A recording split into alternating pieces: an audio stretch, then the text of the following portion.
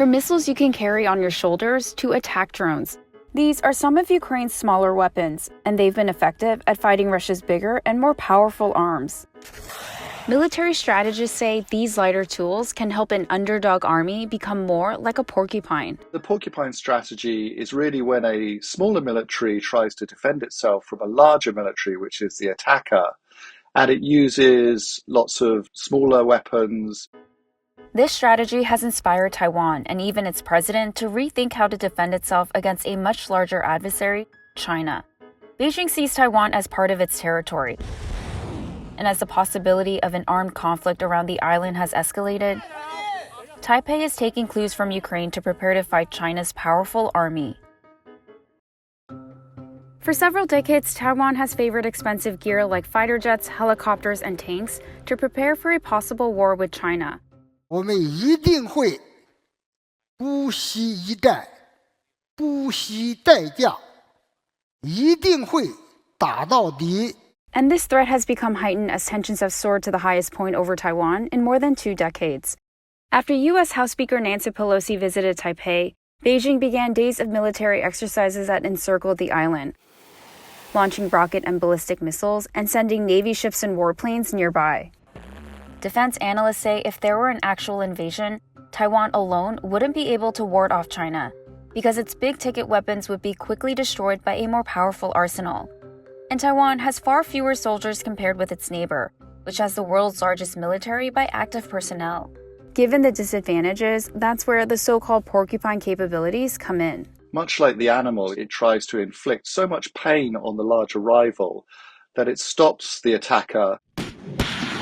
And one way to inflict a lot of pain, these handheld anti-tank and anti-aircraft equipment used by individual soldiers. Since the start of the war in Ukraine, the U.S. has sent thousands of Stinger and Javelin missiles to the battlefield. And these weapons are particularly useful for smaller militaries because they're able to have an outsized impact on their rival. The Russians have been using lots of large invasion forces, using tanks and planes, and the Ukrainians have been able to fight back by using these smaller weapons and using them very effectively to destroy large targets. So far, hundreds of Russian tanks and aircraft have been destroyed since the war broke out in February, according to an open-source website that tracks military equipment losses. And that success has driven some Taiwanese leaders, including the president, to embrace these types of anti-tank and anti-aircraft weapons. Earlier this year, Taiwan's legislature also approved a motion to conduct more training, possibly involving portable missiles like the Javelin and Stinger.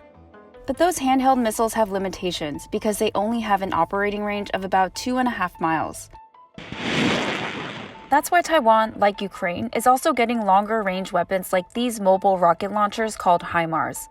In Ukraine, they've allowed the army to reach beyond Russia's front line, sending missiles up to 53 miles away.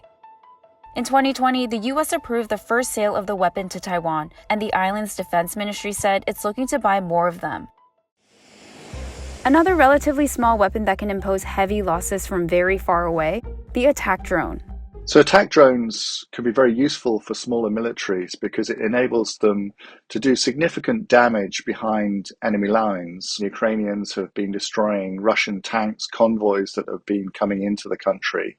The attack drones have also been effective at hitting Russia's navy. In May, Ukraine released footage of what it said were drones hitting 2 Russian vessels in the Black Sea.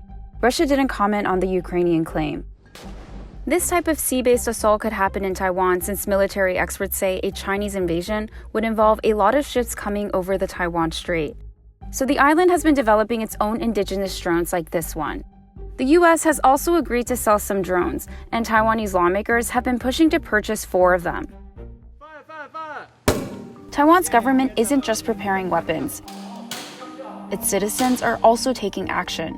So some people are picking up shooting lessons just like the Ukrainians. And rallying this type of public support is also an important part of the porcupine strategy. In Ukraine, things didn't go as quickly as the Russians thought they would. One of the reasons for that is the motivation and the willingness of the Ukrainian population to take up arms and to defend their country. So to prepare its citizens for a war, Taiwan's defense ministry is debating plans to extend military conscription for up to a year. 我们只有训练4个月的这个军事训练是不够的。And a survey found that more than 70% of adults are in favor of a longer service time. While Taiwan can learn a lot from Ukraine's experience, there are unique challenges. Ukraine borders other countries, and that makes it possible for its troops to continue receiving a steady flow of weapons and supplies. But Taiwan is an island, and there may be difficulties if there is a Chinese invasion for Taiwan to receive weapons from other countries, particularly if the Chinese form a blockade around the island. So it needs to have large stockpiles ready for a conflict. So building that stock has become a priority. This year, the government pledged an extra $8.7 billion for military equipment. The U.S., which has promised to help Taiwan defend itself, has been selling military gear to Taipei for decades. And after Pelosi's visit there, she said America wouldn't abandon its commitment to the island. We work together for the security of Taiwan. 如若美方一意孤行，由此造成的一切后果由美方全部负责。 China's National Defense Ministry didn't respond to a request for comment about Taiwan's military buildup. But Taiwan isn't the only one keeping a close eye on the war in Ukraine. Military experts say China is taking notes too.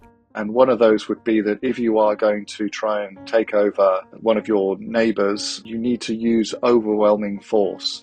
And that's been showcased during its live fire drills, showing its ability to effectively blockade Taiwan. If Taiwan is faced with one of the world's most powerful conventional militaries coming at you with everything, that's a very difficult challenge.